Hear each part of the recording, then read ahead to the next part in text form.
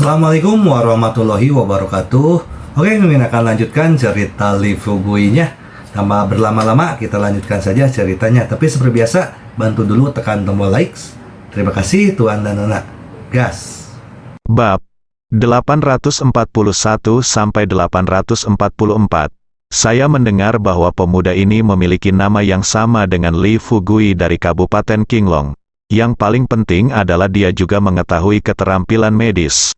Dia bahkan membuat skandal ketika dia merawat seorang guru wanita di sekolah. Ye Fei merasa gugup.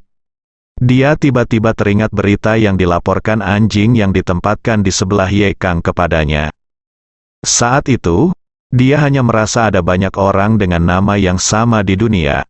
Jadi dia hanya melakukan survei dan memastikan bahwa memang ada seorang pria bernama Lee Fugui di SMA Kabupaten Sangyang. Setelah dia direkomendasikan ke Universitas Jiangnan, dia tidak ingatlah hal ini. Hasilnya tidak terduga, Ye Kang bisa menjadi begitu kuat sekarang, dan itu sebenarnya ada hubungannya dengan anak ini. Memikirkan hal ini, mata Ye Fei menunjukkan niat membunuh. Dia berdiri dan berjalan di tanah selama 2 langkah, menutupi dadanya yang masih sakit. Setelah batuk hebat beberapa kali, dia segera naik ke atas dan menemukan ayahnya Ye Xiying. Pikiran Ye Xiying sedang kacau akhir-akhir ini. Banyak hal telah terjadi di keluarga Ye akhir-akhir ini. Dia bisa saja mendukung sepenuhnya putranya untuk menjadi pewaris keluarga Ye. Alhasil, kini sang putra telah dikeluarkan dari lingkaran dalam. Dia juga bisa merasakannya dari mata dan nada suara lelaki tua itu. Saya dikucilkan oleh orang tua itu hari demi hari. Dengan perkembangan seperti ini, tidak lama lagi sang lelaki tua pasti akan memilih calon pewaris kepala keluarga semasa hidupnya. Langkah selanjutnya adalah mencoba menyerahkan semua koneksi, properti, dan rahasia seluruh keluarga Ye kepada pihak lain. Lagi pula, meskipun lelaki tua itu terlihat energis sekarang, dia masih berusia akhir belasan tahun. Jika bukan karena botol Black Spirit Mother Liquid di rumah, lelaki tua itu pasti sudah lama menerima kotak makan siangnya. Hitung hari-harinya, botol Black Spirit Mother Liquid di rumah hampir habis. Dengan kata lain, lelaki tua itu tidak punya banyak waktu lagi sebelum dia pergi mengambil kotak makan siang. Oleh karena itu, sebelum lelaki tua itu menentukan ahli warisnya, dia harus melakukan segala kemungkinan untuk membawa Ye Fei kembali ke lingkaran inti keluarga Ye lagi. Saudara laki-laki melawan harimau, ayah dan anak pergi berperang. Putranya Ye Tian masih terbaring di ranjang rumah sakit. Sekarang satu-satunya yang bisa membantunya adalah putranya yang tidak berguna, Ye Fei. Tepat ketika Ye Xiying sedang memikirkan rencana spesifiknya, dia tidak menyangka Ye Fei akan masuk. Melihat ekspresi wajah putranya, Ye Xiying sedikit mengernyit dan bertanya, "Katakan padaku, ada apa?" Ketika Ye Fei mendatangi ayahnya, dia sudah mengatur pikirannya. Ketika ayahnya bertanya, Ye Fei berkata dengan serius, "Saya baru-baru ini mengirim orang untuk menyelidiki dan menemukan bahwa ada ahli di belakang Ye Kang dan putranya." Ye Xiying memandang Ye Fei seolah-olah dia bodoh, dan berkata dengan marah, "Apakah kamu masih perlu menyelidiki ini? Kami paling tahu situasi garis keturunan Ye Kang. Dengan IQ ayah dan anak, bagaimana mereka bisa menempati posisi tinggi di keluarga Ye begitu cepat?" Setelah selesai berbicara, Ye Xiying menyalakan cerutu dengan marah, menarik napas dalam-dalam, lalu bertanya pada Ye Fei, "Oke, beritahu saya, sudahkah Anda menyelidiki di mana ahli ini bersembunyi?" Ye Fei mengangguk dan berkata terus terang, "Sudah diselidiki, keluarlah. Nama orang ini adalah Lee Fugui, siswa yang direkomendasikan dari Kabupaten Sangyang." Ye Xiying samar-samar ingat bahwa seseorang telah memberitahunya berita ini sebelumnya. Namun saat itu, dia tidak mengambil hati. Sekarang setelah mendengar Ye Fei menyebut nama ini lagi, Ye Xiying mengerutkan kening dan berkata dengan keras, "Tidak mungkin. Ini sama sekali tidak mungkin. Belum lagi dia memiliki nama yang sama dengan bajingan dari Kabupaten Qinglong. Dia dari Kabupaten Sangyang, bagaimana bisa direkomendasikan siswa mendapatkan kekuatan yang begitu kuat? Ye Fei tidak berbicara, tetapi mengungkapkan sikapnya dengan matanya. Ye Xiying mengertakkan gigi dan berusaha menenangkan diri sebanyak mungkin. Lalu mengarahkan pandangannya pada Ye Fei lagi dan bertanya kata demi kata, "Katakan padaku, mengapa kamu begitu yakin bahwa anak ini adalah dalang di balik Ye Kang dan yang lainnya, orang-orang?" Ye Fei memberitahu orang-orang itu bahwa dia mengirimkan semua yang telah dia pelajari. Beberapa, terutama Li Fugui, meminta Lin Ziwen mengambil tindakan untuk menangani keluarga Lin. Dan Li Fugui bekerja sebagai dokter ajaib di sekolah, dan menyebabkan skandal dengan memperlakukan guru perempuan. Setelah Ye Xiying mendengarkan, dia berpikir dengan hati-hati. Setelah beberapa saat, dia perlahan berkata, "Jika hanya beberapa hal ini, sepertinya itu bukan masalah besar." Ye Fei kemudian mengatakan poin yang paling penting. "Ayah, walaupun dilihat dari beberapa hal ini memang tidak ada yang luar biasa. Namun perlu kalian ketahui bahwa kebangkitan silsilah Ye Kang terjadi dimulai beberapa hari setelah Li Fugui datang ke sekolah Jiangnan. Selain itu, saya pernah mengirim seseorang ke sekolah untuk bertanya, sekarang Ye Kang tinggal di asrama yang sama dengan Li Fugui. Dan yang terpenting, salah satu dari dua anjing yang kukirim ke Ye Kang masih terbaring di rumah sakit, dan yang lainnya sudah pergi ke rumah tua untuk dirawat. Tentang dia sekarang adalah pengawas Bajing. Selain itu, saya juga mendengar bahwa Ye Kang membawa Li Fugui dan Ye Rong untuk menemuinya pada malam sebelum Ye Rong pergi ke desa Xiaoxi. Malam itu, sesuatu yang besar terjadi di rumah paman keduaku. Mereka menyewa banyak dekorator untuk mendekorasi rumah di pagi hari." Kulit kepala Ye Xiying tiba-tiba menjadi mati rasa. Dia menamparkan meja dengan tangannya dan berkata dengan menyesal, "Sial, aku benar-benar pantas mati, aku seharusnya memikirkannya lebih awal." Ye Fei bertanya dengan bingung, "Ayah, apa yang kamu pikirkan?" Ye Xiying membuka mulutnya, tapi tidak bisa mengucapkan sepatah kata pun. Dia awalnya ingin memberitahu putranya bahwa ketika Profesor Wen mengembalikan barang-barang yang telah mereka terima dan juga memberi mereka sebotol cairan induk Black Spirit, dia seharusnya melacak sumber dari cairan induk Black Spirit. Sayangnya, saat itu, saya terpesona dengan manfaatnya. Sama sekali tidak memikirkan masalah ini. Belakangan, ketika dia mendengar bahwa Ye Kang juga memiliki seorang pria bernama Li Fugui, dia tidak memperhatikannya. Kalau dipikir-pikir, Li Fugui di sebelah Ye Kang kemungkinan besar adalah Li Fugui dari Kabupaten Qinglong. Memikirkan hal ini, dahi Ye Xiying ditutupi dengan garis-garis hitam, dan dia merendahkan suaranya dan berkata, "Sialan, Li Fugui di sekolah ini kemungkinan besar adalah Li Fugui dari Kabupaten Qinglong." Setelah mendengar ini, Ye Kang melambaikan tangannya dan berkata, "Tidak mungkin, saya telah bertemu Li Fugui. Dan saya juga bertemu dengan Li Fugui ini dari sekolah. Kedua orang itu sama sekali bukan orang yang sama." Ye Xiying sedikit bingung. Profesor Wen dengan jelas mengatakan bahwa cairan induk Black Spirit diberikan kepadanya oleh Li Fugui dari Kabupaten Qinglong. Pada saat itu, dia terkejut dari mana anak ini mendapatkan harta langka seperti itu. Selain itu, dia mungkin tahu berapa banyak aset yang dimiliki Li Fugui dari Kabupaten Qinglong dengan begitu banyak uang dan tidak ada yang dia inginkan. Bagaimana dia bisa bersekolah?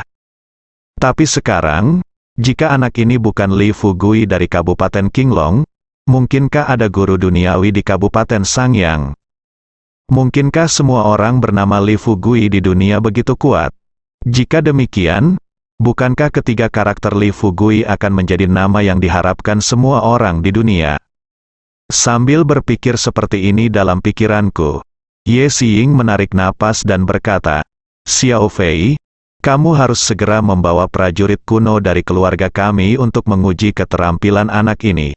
Saya akan menyelidikinya dengan cermat di sini. Juga, kamu harus berhati-hati, jika bisa." Jangan majulah, jika tidak ada prajurit kuno kita yang menjadi lawan. Saya akan menemukan cara untuk mengerahkan kekuatan yang lebih besar dan menyingkirkan anak ini terlebih dahulu. Ye Fei mendengar ini dan segera mengangguk setuju. Jika sebelumnya, dia masih memiliki banyak urusan bisnis yang harus diselesaikan dan tidak punya waktu untuk bermain-main dengan pemuda bodoh di sekolah. Namun kini, usahanya telah diambil kembali oleh keluarga dan diberikan kepada orang lain. Meskipun Ye Xiying memiliki banyak bisnis di tangannya, tetapi sekarang lelaki tua itu marah. Dia tidak berani menyerahkan bisnisnya kepada Ye Fei. Jadi Ye Fei pada dasarnya dalam keadaan tidak ada hubungannya. Sekarang menyerahkan masalah ini kepada Ye Fei sejalan dengan keinginan Ye Fei. Setelah dia keluar, dia memanggil prajurit kuno yang melindungi ayahnya kepadanya. Kemudian mereka mulai merencanakan cara membunuh Li Fugui. Adapun Li Fugui, dia masih belum tahu bahwa bahaya telah tiba secara diam-diam. Setelah selesai menangani masalah Zhang Fei di sekolah, ia dan Ye Kang langsung menyeret Gao Pengjun yang dipukuli hingga ke kepala babi, ke kantor Zhang Feixian. Zhang Feixian diam-diam memperhatikan Li Fugui pada awalnya. Dia berpikir bahwa anak laki-laki ini seperti tuan muda di sekolah, dan dia adalah orang dengan koneksi yang relatif kuat. Namun saat dia melihat rasa hormat yang ditunjukkan Ye Kang kepada Li Fugui dari lubuk hatinya, dia menyadari bahwa anak ini masih memiliki kekuatan. Jika tidak, bagaimana mungkin putra ketiga keluarga Ye yang bermartabat bisa begitu merendahkan diri di hadapannya? Menyadari hal ini, Zhang Feixian tidak berani mengabaikan masalah ini bahkan demi Ye Kang. Dengan senyuman di wajahnya, dia meminta Ye Kang dan Li Fugui untuk duduk di sofa. Lalu secara pribadi membuat teh dan menuangkan air untuk mereka berdua. Setelah cangkir air diletakkan di depan mereka, Zhang Feixian menatap Gao Pengjun dan bertanya dengan wajah dingin, "Wakil Direktur Gao, ada apa denganmu?" Gao Pengjun ketakutan untuk waktu yang lama. Dia berkata dengan keringat menetes di wajahnya, "Kepala sekolah, saya pantas menerima ini. Ini salah saya. Saya tidak boleh membiarkan siswa menyebarkan rumor, apalagi menyuruh mereka pergi, memfitnah reputasi guru dan siswa sekolah kita." Zhang Feixian tercengang setelah mendengar ini. Meskipun dia hanya seorang kepala sekolah dan tidak bisa mengatakan bahwa dia memiliki segalanya untuk dikerjakan setiap hari, dia masih sangat sibuk setiap hari. Dia juga telah mendengar tentang beberapa opini publik di sekolah beberapa hari yang lalu. Tetapi setelah beberapa hari, dia tidak melihat perkembangan yang buruk. Saya pikir masalah ini akan segera teratasi. Tapi sekarang sepertinya dia salah, dan sangat salah. Dengan orang-orang seperti Gao Pengjun yang beroperasi di belakang layar, bagaimana opini publik ini bisa hilang? Sesaat, Zhang Feixian ingin mencekik Gao Pengjun hidup-hidup. Dia tidak dapat memahami seberapa besar manfaat yang didapat Gao Pengjun dengan menimbulkan opini publik seperti itu. Dengan amarah yang tak ada habisnya, Zhang Feixian tiba-tiba bergegas ke depan Gao Pengjun, tiba-tiba mengangkat Gao Pengjun dari tanah, lalu bertanya dengan lantang, "Kenapa? Apa yang kamu katakan sedang kamu lakukan? Kamu tidak tinggi. Kamu selalu haruskah kita memperbesar ukurannya, sedikit? Tetapi kamu kecil meskipun bertubuh kecil, mengapa kamu berpikiran kecil?" Ye Kang menyilangkan kaki, merokok, dan berkata sambil tersenyum, "Kepala sekolah, pernahkah kamu mendengar, pernah memikirkannya, orang berkepala kecil ini seringkali memiliki hati yang besar?" Dulu, kata-kata ini pasti membuat Gao Pengjun geram.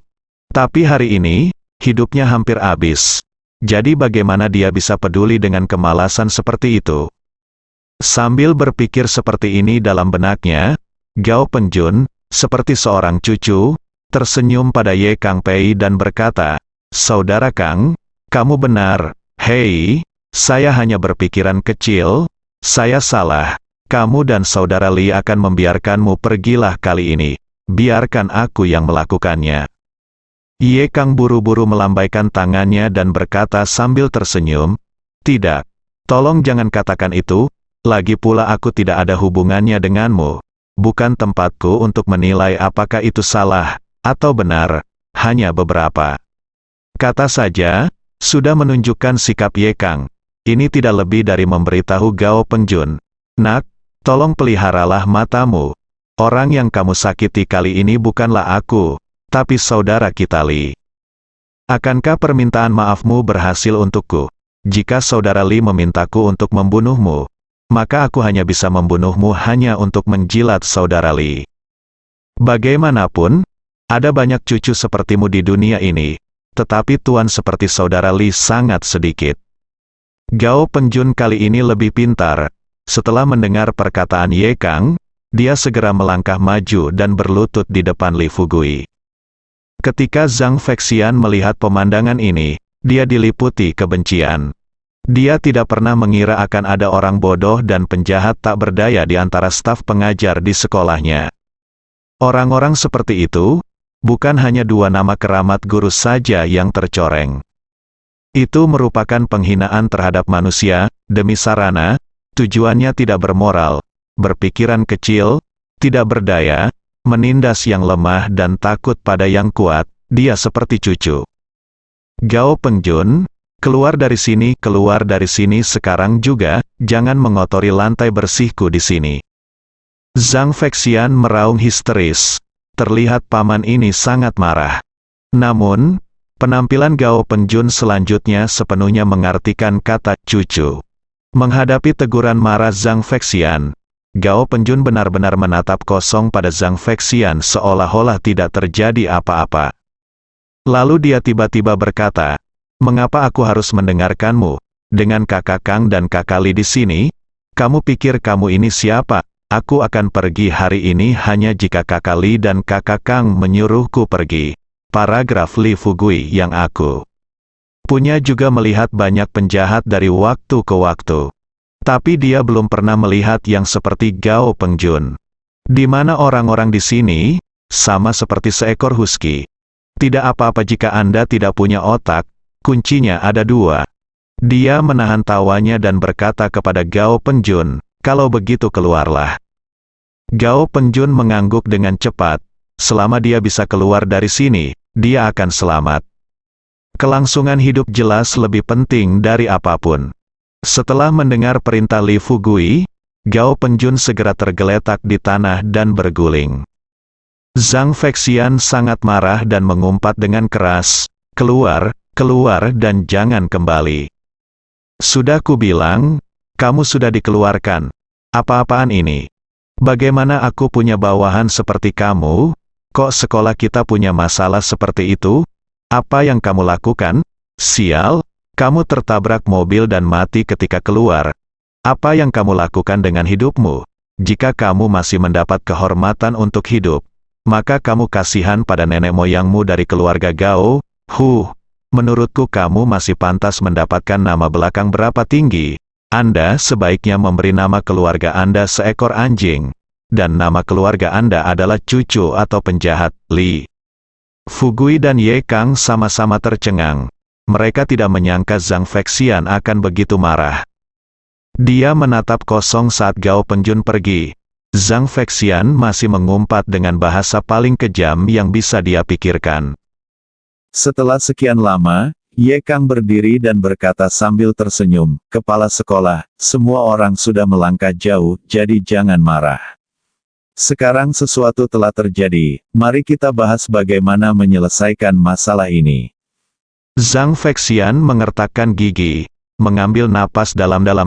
Dia mencoba yang terbaik untuk menekan kemarahan di dalam hatinya dan berkata, "Tuan Ye, menurut Anda bagaimana masalah ini harus diselesaikan?" Ye Kang mengeluarkan rokok yang disediakan khusus dari saku celananya, menyerahkannya kepada Zhang Feixian, lalu mengeluarkan korek api, membantu Zhang Feixian menyalakan rokok, Qi Kuai Chuo. Serangkaian tindakan ini, tidak diragukan lagi ini merupakan degradasi diri. Namun Ye Kang juga punya idenya sendiri. Meski kini telah menggantikan Ye Fei, ia telah memasuki level pengambilan keputusan dan lingkaran inti keluarga Ye. Tapi dia masih bersekolah. Jika dia ingin lulus di masa depan, dia membutuhkan Zhang Feixian untuk menandatangani namanya untuk mendapatkan ijazah perguruan tinggi. Apalagi dengan adanya Zhang Feixian di masa depan, anak dan cucunya tidak perlu lagi khawatir tidak bisa bersekolah di sekolah yang bagus. Mudah bukan untuk masuk sekolah bergengsi hanya dengan beberapa trik saja. Langkah kecil Ye Kang cukup berguna bagi Zhang Feixian. Setelah menghisap rokok, dia menenangkan diri lalu tersenyum pada Ye Kang. Penawaran khusus ini masih mudah untuk dihisap. Ngomong-ngomong, saya baru saja mengatakan bagaimana cara mengatasi ini penting. Itu bagus kan? Ye Kang tersenyum dan mengarahkan pandangannya pada Li Fugui, dan berkata terus terang, "Kepala sekolah, Fugui adalah salah satu pihak yang terlibat. Saya pikir sebaiknya Anda bertanya kepadanya bagaimana menyelesaikan masalah ini." Zhang Feixian tersenyum dan mengangguk. Li Fugui bertanya dengan serius, "Adik, beritahu saya bagaimana menyelesaikan masalah ini." Li Fugui memberitahu Zhang Feixian rencananya sesuai dengan apa yang dia pikirkan sebelumnya. Zhang Feixian segera setuju, segera mengangkat telepon di atas meja dan mulai membuat pengaturan. Setelah pengaturan dibuat, dia memandang Ye Kang dan berkata sambil tersenyum, "Tuan Ye, saya pikir Anda memiliki kemampuan yang baik dan belajar dengan serius. Bagaimana, apakah Anda ingin menjadi presiden serikat siswa sekolah?" Ye Kang berkata kepada Zhang Feixian dengan ekspresi sedikit malu. Dia menyelesaikan, "Kepala sekolah, terima kasih atas kebaikan Anda. Sejujurnya, saya mungkin tidak akan bisa pergi ke sekolah selama beberapa hari lagi. Saya akan punya banyak ada urusan di rumah dalam beberapa hari. Hai, sayang sekali. Saya khawatir saya tidak akan bisa mendapatkan ijazahnya." Zhang Feixian tertegun, dia tahu sesuatu tentang situasi keluarga Ye. Ye Kang dan putranya hanya terlibat dalam bisnis perusahaan keamanan di keluarga Ye. Bagaimana bisa ada bisnis untuk Ye Kang sekarang? Dengan rasa ingin tahu, Zhang Feixian bertanya ragu-ragu, "Tuan Ye, urusan keluargamu bukan?" Dia tidak menyelesaikan kata-katanya, tapi Ye Kang tahu apa yang akan dia katakan selanjutnya. Di depan Zhang Feixian, dia tidak menyembunyikan apapun dan dengan jujur mengatakan kebenaran tentang penggantinya atas Ye Fei. Zhang Feixian benar-benar mati rasa. Dia telah mengajar dan mendidik orang di sekolah selama bertahun-tahun, hanya dengan sekali pandang, dia bisa mengerti mengapa Ye Kang naik ke kekuasaan begitu cepat. Jelas sekali, alasan ini sekarang adalah minum teh di depan saya. Memikirkan hal ini, semua keraguan di benak Zhang Feixian terpecahkan.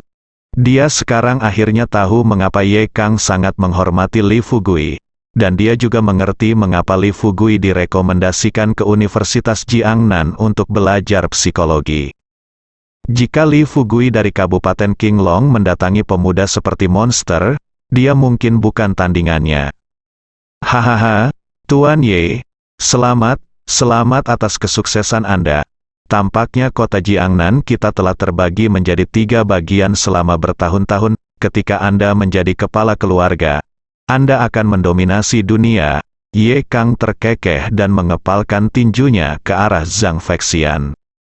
Kepala sekolah mengatakan sesuatu yang serius. "Oke, saya serahkan masalah ini kepada Anda, Fugui, dan saya akan pergi menemui Guru Wan dan Guru Sun. Mereka mungkin masih sedih sekarang."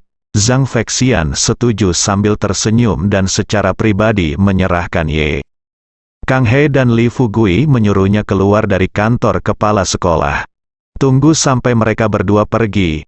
Wajah Zhang Feixian penuh kegembiraan. Dia awalnya mengira Ye Kang akan menjadi satu-satunya bencana dalam karir mengajarnya. Bagaimanapun, keluarga Ye berada dalam kekacauan dan Ye Kang sedang belajar di sekolahnya sendiri. Akan sulit baginya untuk tidak terlibat di dalamnya.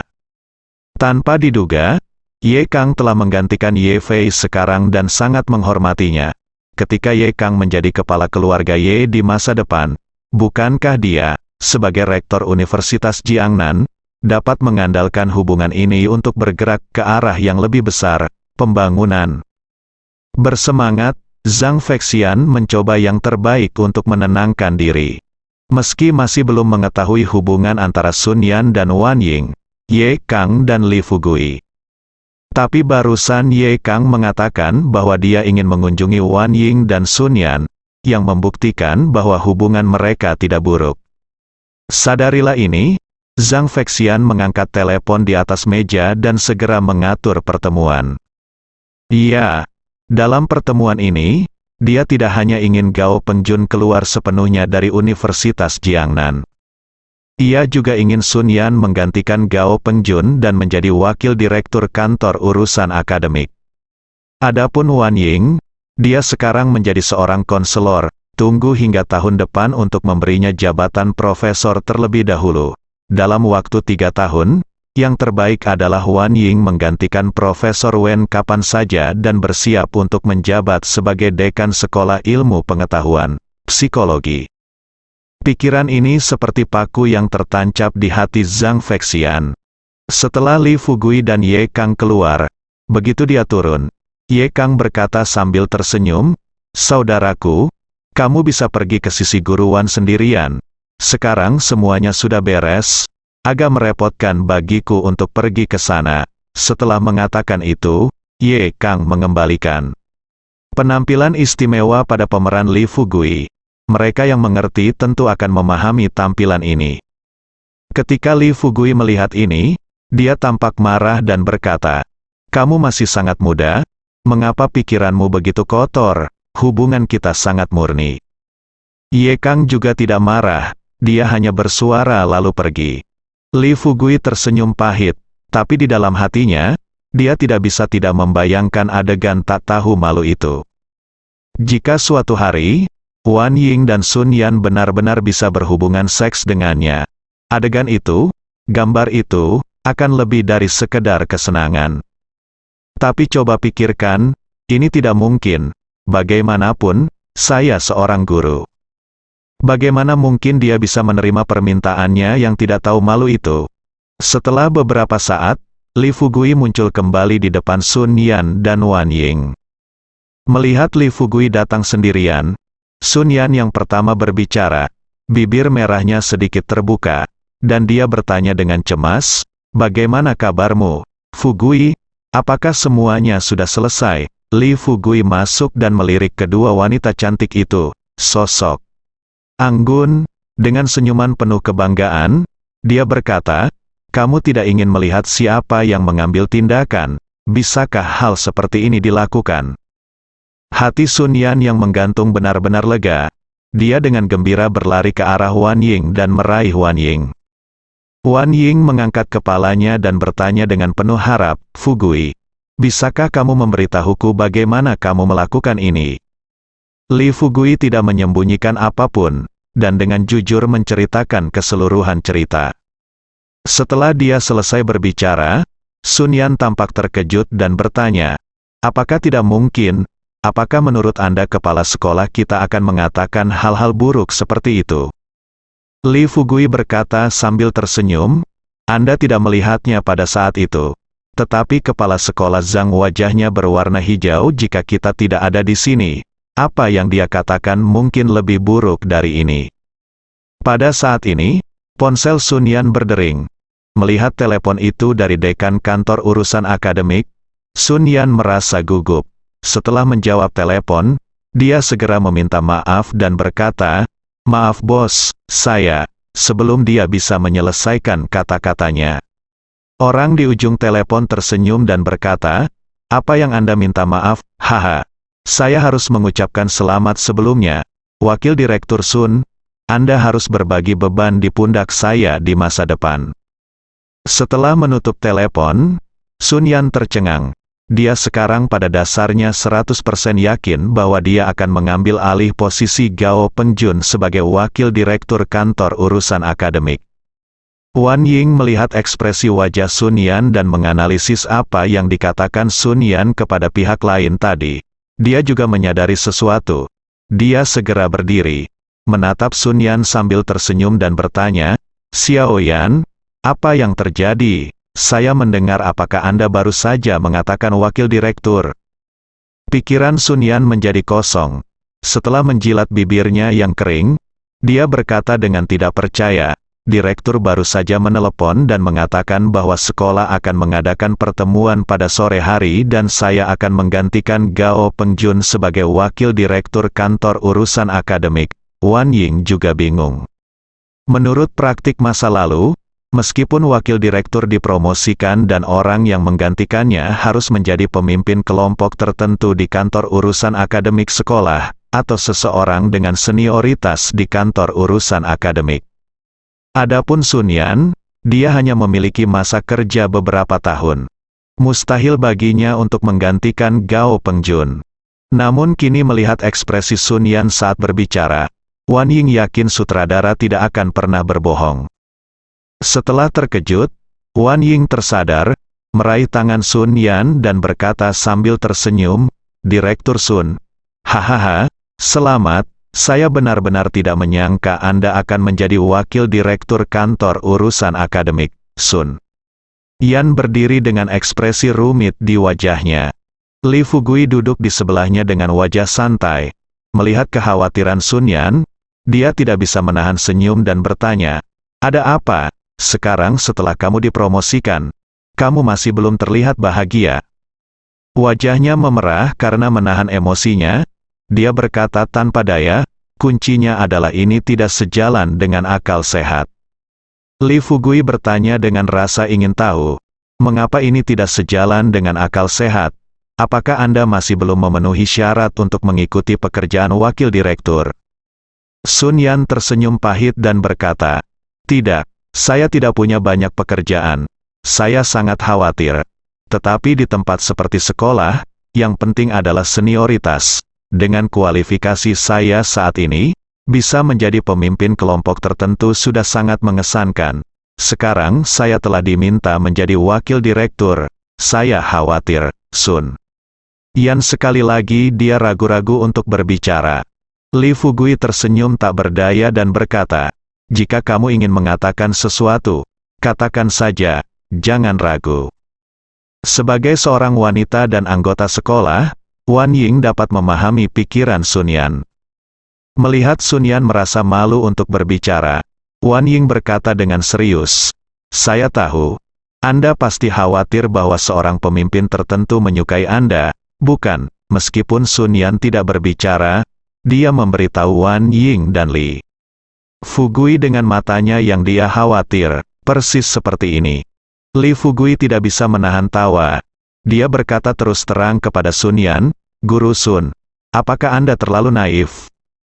Saya tahu Anda takut dengan aturan yang tidak terucapkan, tetapi apakah Anda memahami aturan yang tidak terucapkan? Apakah ada aturan bagi Anda yang akan membiarkan Anda mengambil alih terlebih dahulu? Tunggu sampai kamu ambil alih. Jika seseorang ingin mendisiplinkan Anda, bagaimana jika Anda tidak mengizinkannya? Apakah mereka akan menemukan cara untuk menjatuhkan Anda lagi?" Kata-kata Li Fugui membuahkan hasil. Meskipun Wan Ying dan Sun Yan menganggap perkataan Li Fugui masuk akal, tapi mereka semua fokus pada Li Fugui.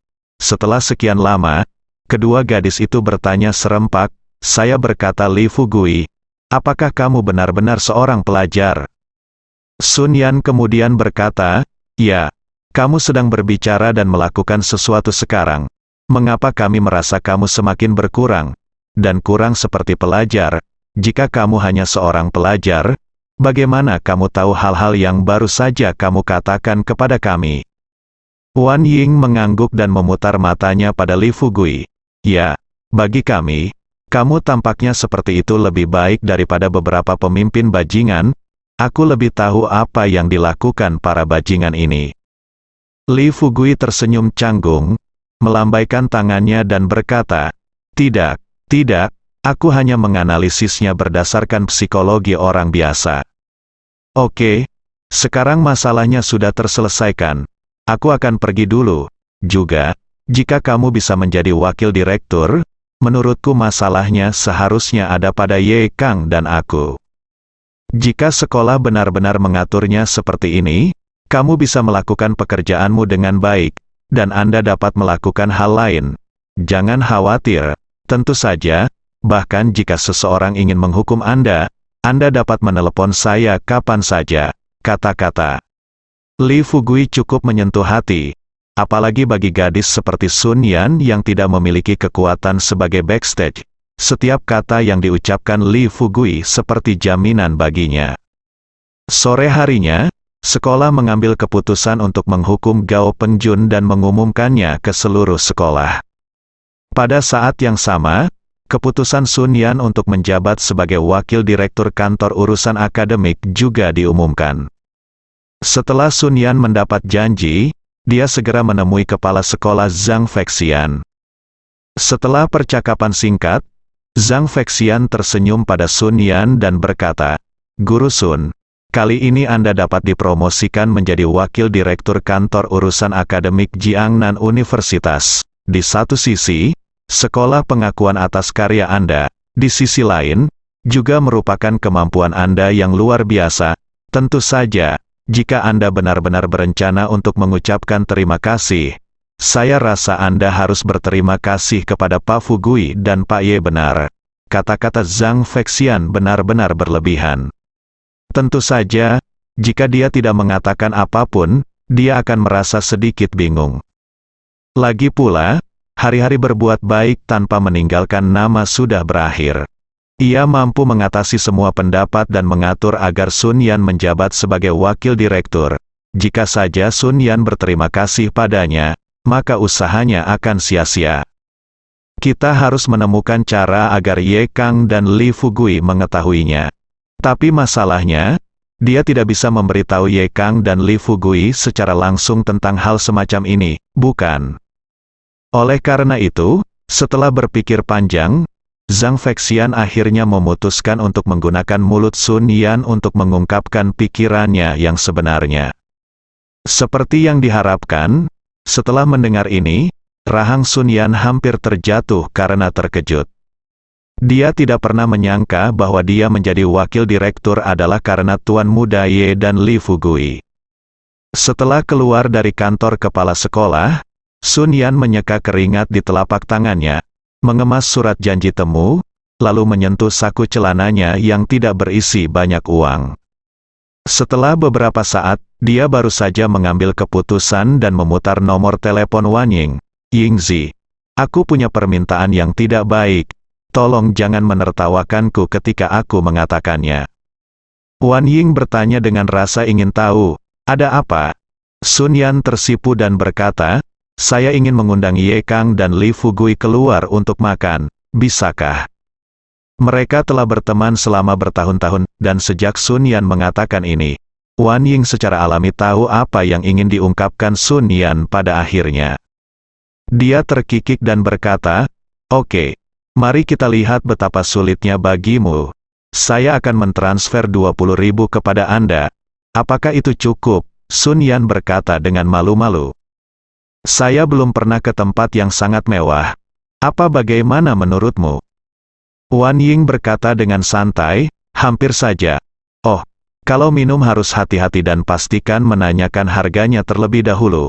Kalau hanya makan biasa, untuk 3 orang pasti 20.000 sudah cukup. Tentu saja, jika menurutmu itu belum cukup, teleponlah aku kapan saja, selama aku di sini. Kamu bisa menyiapkan makanan untukku." Sun Yan mengucapkan terima kasih, lalu menutup telepon, dan kemudian dia menelepon Lee Fugui. Bersambung.